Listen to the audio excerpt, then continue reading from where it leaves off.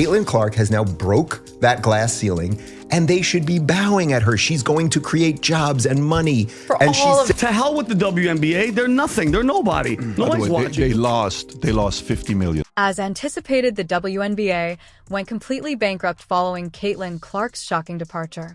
It's pretty obvious to them that before Caitlin even set foot in the league, very few people knew about it, much less cared to watch. However, when Caitlin arrived, she brought more than just her talent. Fame, fans, and money were also a factor. People were talking about the WNBA, and for the first time, it wasn't just a punchline in a sports debate. But then Caitlin Clark left, and the league instantly became bankrupt again. It's as if Caitlin Clark walked out the door, and the dollar signs followed her. Now, the WNBA appears to have nothing but empty arenas and unpaid bills. Now, believe it or not, there is far more panic coming out of the WNBA dump than there is coming from camp. The WNBA was doing better than it had in a long time before Caitlin Clark left. Tickets were being bought, merchandise was practically flying off the shelves, and money was flowing in Scrooge McDuck fashion. But now it's like someone flipped the switch, and the financial crash has been nothing short of a disaster. One minute they're riding high, throwing cash around like they're allergic to saving, and the next flatline. It's almost comical how quickly the tables turned the league, which was finally starting to feel like a proper business, just nosedive. With the WNBA season ending for many teams, there are already so many players heading overseas to play during the off-season. But with all of the drama currently surrounding the WNBA, on top of the low-paying salaries, some of these players are questioning if they'll And let's not even talk about the player salaries. Okay, let's talk about them since the situation is so absurd that some of these guys are probably thinking about taking Uber shifts in between games. The top NBA players, those who are making respectable money because of the Caitlin Clark effect, are seeing their bank accounts drop faster than the league's TV ratings. I mean, we're talking about wages that would make your high school gym teacher look like a Wall Street executive. After Clark, some of these players are allegedly considering leaving the league because playing in foreign leagues seems far better than hanging around for small change. If the WNBA continues to offer them minimum wage contracts, they might as well start packing their bags for Europe. View thinks that they don't have to pay us more in order for us to be here. And I think I didn't express that when I first talked about prioritization. Our commissioner talked about us being able to, make $700,000. That's not true at all. There's not one player who makes that. And we were promised, team marketing agreements and league marketing agreements, but Caitlin was more than just a player. She was the WNBA's foundation, glue, and walking cash machine. She wasn't just shoving people into seats. Rather, she was practically printing money for the league.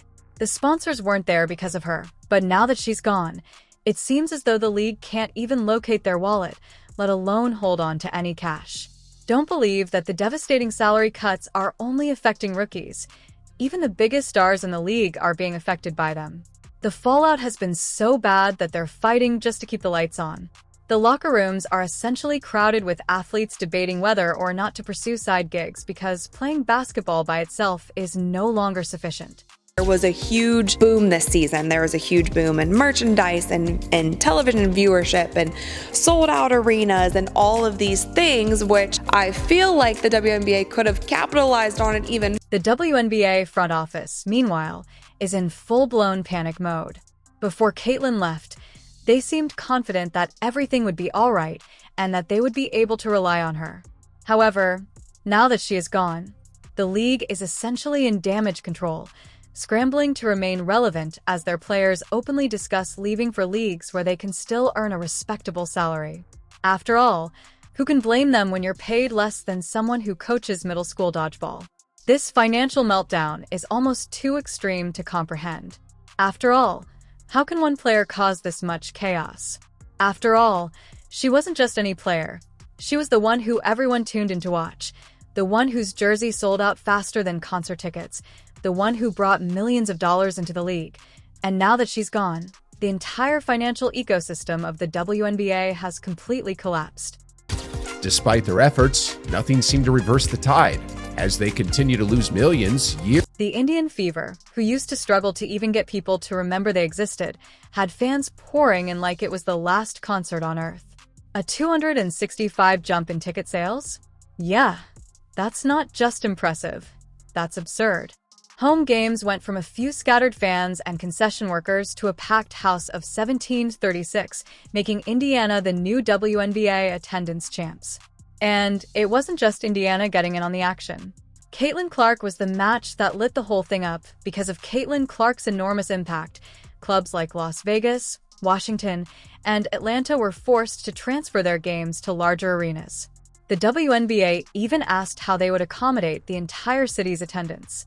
Because the WNBA has never seen fans like they have this season. New numbers just came out last week announcing the total attendance numbers in the WNBA, and of course the Fever led with 643,000 total fans for the entirety of the regular. And speaking of jersey sales, those figures are just astounding, a 193% rise in Fever jersey sales, all because of one name.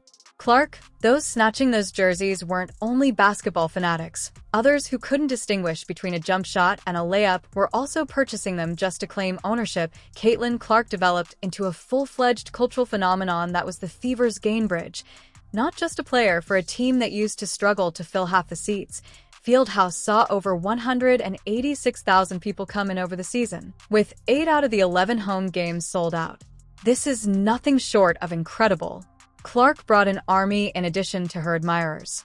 First playoff series pulled in 1.8 million viewers for Game 1 and 2.5 million for Game 2. To put that into perspective, the average viewership of this first-round series alone has already surpassed any WNBA Finals ratings in league. Not only was Caitlin Clark a fantastic basketball player, but she was also a walking, talking phenomenon that drew in fans who weren't even aware of what a three-pointer was. Her impact was immediate and enormous.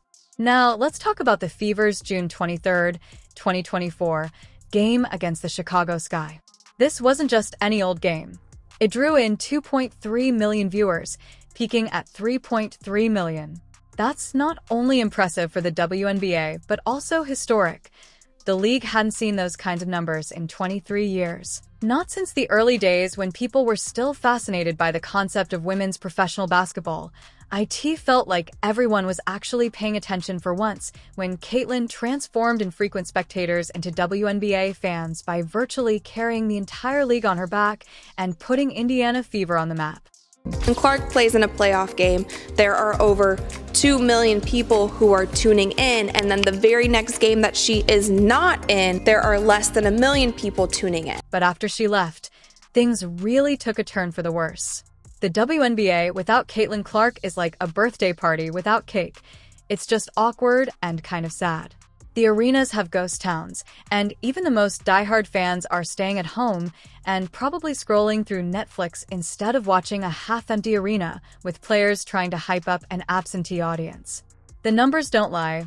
When Caitlin was playing Fever games, tickets were selling for an average of $346. That's equivalent to a Beyoncé concert. But now, tickets are essentially given away for free, and even then, fans aren't exactly waiting in line for them. Caitlin Clark eliminated from the playoffs. WNBA ratings declined by 50. The WNBA was dependent on Caitlin Clark more than any other player. She was the league's lifeblood, and now that she's gone, it seems as though the league is running out of gas. The WNBA is trying to put on a brave face, but it's obvious they're desperate. They're cutting salaries left and right and center, and it's not just hurting the players. It's tearing the entire league apart. Humes is scrambling to find any way to keep things going, but without her star power, the league feels like it's one bad quarter away from completely flatlining. When Caitlin left, it was like removing the bottom Jenga block from the puzzle, and now everything is collapsing and nobody knows how to stop it. It's absurd to consider that the WNBA was rising rapidly not too long ago, reaching its pinnacle after years of hardship, and now they're slashing salaries like they're tearing off Sunday paper coupons. The WNBA is currently on the verge of bankruptcy, and without Caitlin's star power to bring in the money, their chances of making a comeback are growing dimmer by the day. Caitlin's departure has taken the league's financial stability with it, and the harsh reality is staring them in the face.